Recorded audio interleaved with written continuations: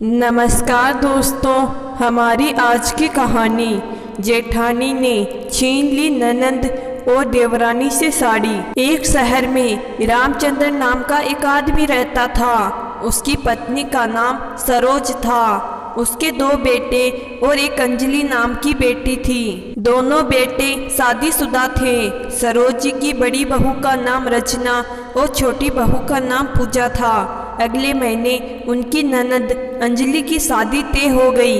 अरे रचना बेटा, देखो साड़ी आ गई है, तुम भी आकर अपने लिए साड़ी पसंद कर लो। सरोज जी ने रचना को आवाज लगाते हुए कहा।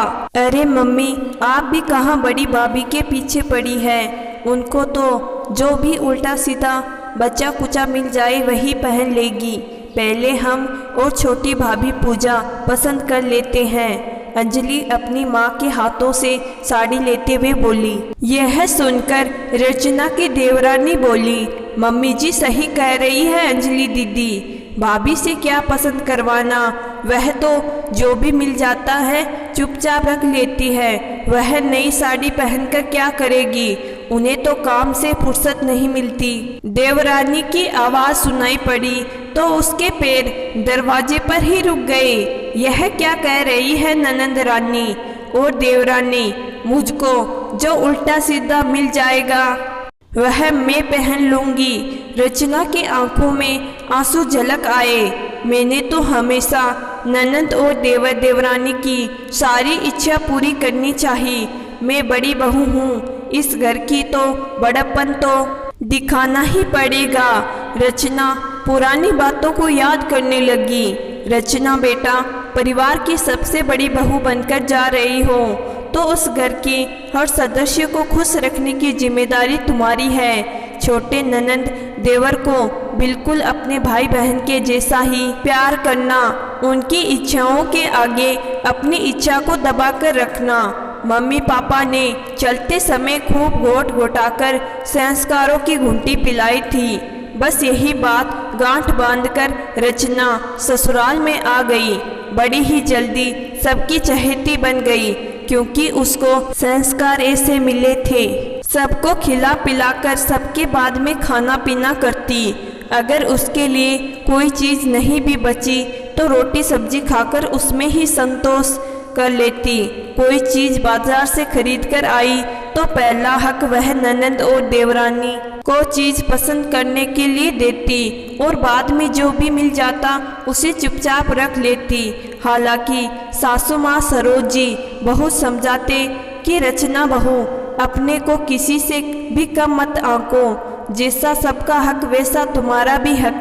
जो अपनी कदर नहीं करता उसकी कदर जल्दी ही कोई नहीं करता। सरोज जी को अपनी बड़ी बहू से सचमुच बहुत प्यार था और वैसे भी बड़ी बहू जो थी, लेकिन रचना एक कान से सुनती और दूसरे से निकाल देती। क्या मम्मी जी, यह लोग मुझसे छोटे हैं तो उनकी खुशियाँ पहले मायने रखती है। यह लोग जब खुश होंगे तो मैं उनकी खुशी देखकर ही खुश हो जाऊंगी। रचना मुस्कुराकर जवाब देकर सरोज जी को चुप करा देती थी। और अब तो देवरानी पूजा भी आ गई तो उसको भी बिल्कुल छोटी बहन के समान ही प्यार करती। घर का सारा काम रचना अकेली करती थी, खुद रसोई में जुटी रहती और अपनी देवरानी को एक भी काम नहीं करने देती। उसको आराम करने के लिए भेज देती। यह सब देखकर रचना की सास बोली, रचना बेटा, यह गलत है। इस तरह तो उसको आराम करने की आदत लग जाएगी। कोई नहीं मम्मी जी, कर लेगी थोड़े दिन आराम। एक बार बच्चे हो जाएंगे खुद ही सारी जिम्मेदारी समझ लेगी। हमेशा यही होता कि साड़ी की दुकान में जब साड़ियाँ लेने जाते तब ननंद और देवरानी अपने मनपसंद की साड़ियाँ ले लेती और बाद में जो साड़ियाँ बच जाती रचना उनमें से ही ले लेती। और आज भी साड़ियाँ आई थी। सरोज जी ने अपनी बहू रचना को आवाज़ लगाई और ननंद की बात सुनकर रचना और सरोज जी बड़ा अजीब सा लगा। रचना मन ही मन सोच रही थी, सही कहती है मम्मी जी, जो अपनी कदर नहीं करता उसकी कदर कोई नहीं करता।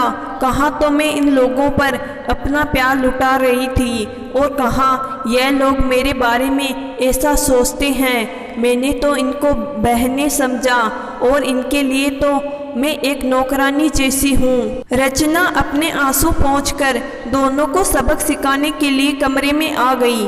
मम्मी जी, मुझको तो यह लाल जरी वाली साड़ी बहुत ही अच्छी लग रही है। रचना ने जो साड़ी अंजलि पसंद करके पकड़ रखी थी उसको देखकर कहा, क्या भाभी, आप कब से साड़ी का कपड़ा पसंद करने लगे?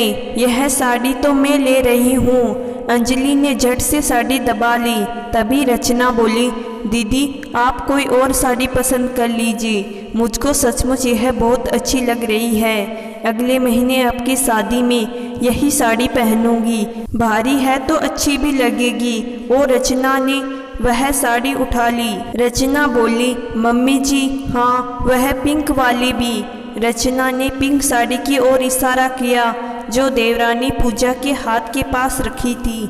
यह सुनकर पूजा, भाभी वह मैं लेने की सोच रही थी। रचना बोली, अरे पूजा, इतनी सारी साड़ियाँ रखी हुई है, उनमें से तुम कोई और ले लो।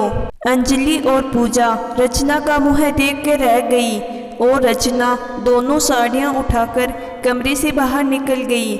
आज उसने ननंद और देवरानी को सबक सिखा दिया था कि जरूरत से ज़्यादा सीधा बनने पर लोग बेवकूफ़ बनाने लगते हैं। आज सरिता जी ने उसका यह बदला रूप देखकर सचमुच बहुत ज़्यादा खुश थी।